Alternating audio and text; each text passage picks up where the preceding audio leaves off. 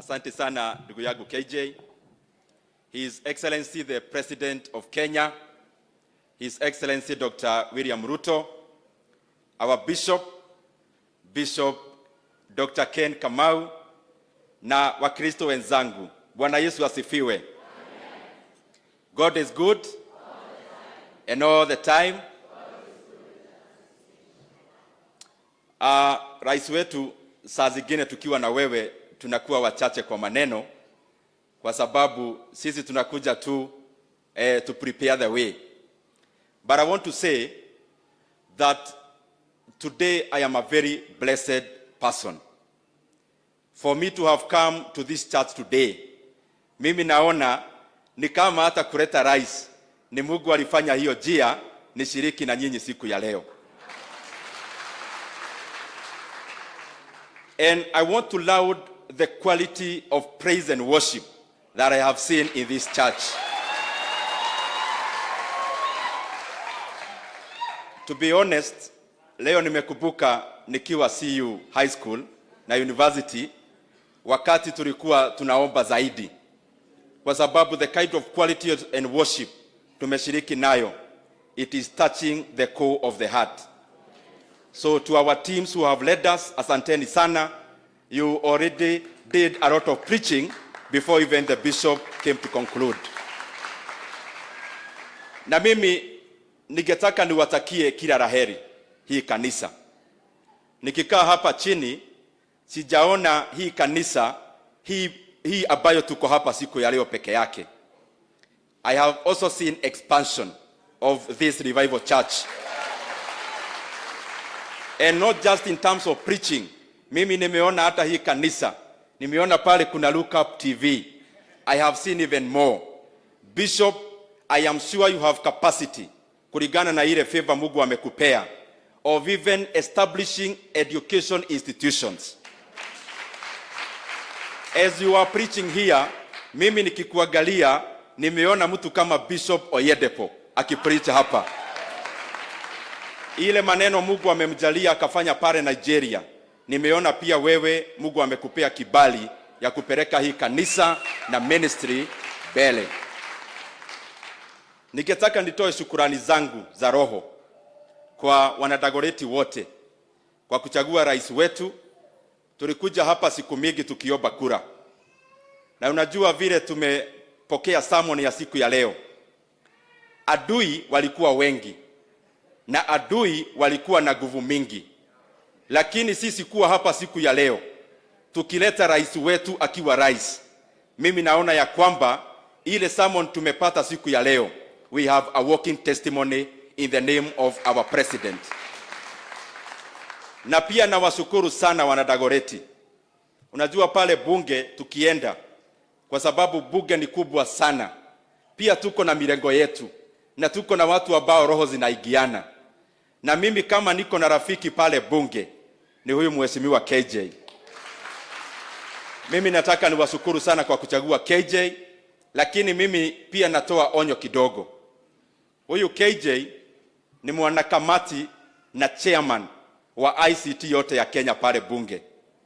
Lakini mimi nataka nitume bishop. Ukiongea na KJ, unajua mimi nasaidia rais wetu kama chairman wa budget pale bunge. Uambie KJ aache kuja ananyakua budget yote ya nchi alete Dagoretti South.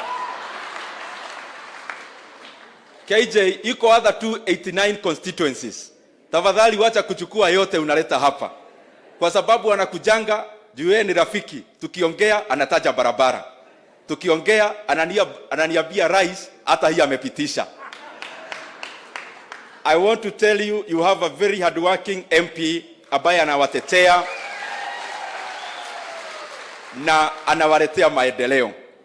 Ya mwisho, rais wetu, mimi nashukuru Mungu nimepata nafasi ya kufanya kazi kwa karibu sana na wewe. And there are several things that I have seen working closely with you. One is that the destinies of nations are not predicated on wishes. The deliberate decisions of a leader are the ones that define where a country goes and the future of a country. Na pia hiyo nikiangalia, nikisoma na wewe, I have also seen that the countries we try to emulate, including a country like China, it never grew by wishful thinking of the leader. It grew by the deliberate policies, and especially of Deng Xiaoping from 1978, where he opened up China and came up with new policies. A country like South Korea also never grew on wish lists.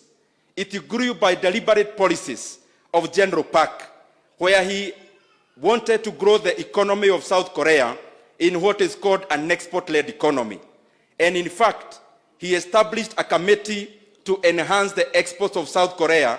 And in all the 19 years he was the leader of South Korea, he never missed any of the monthly meetings of that committee.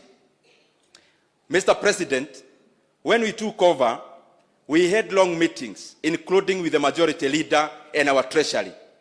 And the truth of the matter is that Kenya was in red. Kenya was in a cliff. Lakini wewe ukatueleza, hata tukiendelea kulalamika, hatujisaidii. Ukatuambia tukuje shati na tuingie kwa kazi. And out of that, Mr. President, and your wise, deliberate policies, Kenya is now not on the cliff again. You have been able to stabilize our economy. Mr. President, actually in this year of 2023, beyond the other problems we have in the economy, Kenya was actually the 29th fastest growing economy in the world. Mr. President, you have been able to work around our debt. You are no longer under distress. We are now able to fulfill our obligations, and we are almost taking off. Mr. President, when we took over, inflation was very high. You have been able to stabilize our inflation actually within our limit. We have set a limit of 7.5, 2.5 to 7.5. We are already below that because of deliberate policies.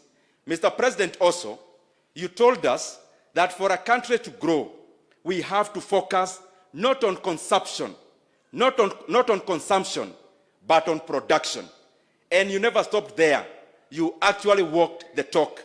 That is why in all the spheres of production, you have been able to incentivize primary production by way of fertilizer, by way of mining, will be coming up very strongly, by way of forestry, by way of fisheries. Also in the industry, you are doing deliberate decisions and policies around industry, around aggregation parks, around industrial parks, around enhancing our EPZs.